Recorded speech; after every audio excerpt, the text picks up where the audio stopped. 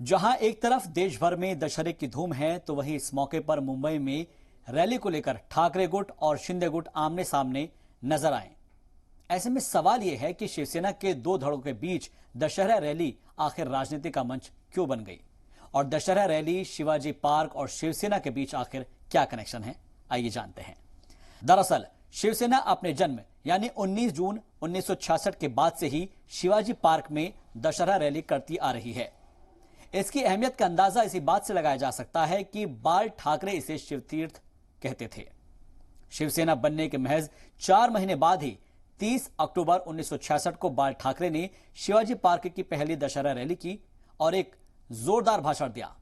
इस दौरान उन्होंने मराठी लोगों से अपनी पहचान वापस पाने की अपील की थी और तब से लेकर आज तक हर साल शिवसेना के लिए दशहरा रैली की परंपरा बन गई। हालांकि पहली रैली का आयोजन दशहरा के दिन नहीं हुआ था, तब दशहरा 23 अक्टूबर का था और दशहरा रैली 30 अक्टूबर को की गई थी। 1995 में जब शिवसेना और बीजेपी की सरकार आई थी, तो शिवसेना के मनोहर जोशी ने राजभवन की बजाय सीएम पद की शपथ शिवाजी पार्क में ही ली थी। महाराष्ट्र की सियासत में जैसे जैसे बाल ठाकरे का कद बढ़ा, वैसे वैसे शिवसेना की दशहरा रैली में भीड़ और इस रैली का महत्व भी बढ़ने लगा और इस रैली में बाल ठाकरे के दिए गए भाषण पार्टी की विचारधारा बन गए।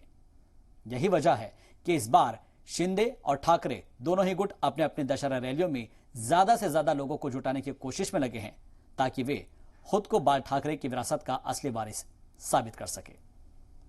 यह वीडियो आप देख रहे हैं जी सलाम के डिजिटल प्लेटफॉर्म पर शहबाज के साथ, और ऐसी ही जानकारी वाली वीडियोस के लिए आप जुड़े रहिए जी मीडिया के साथ।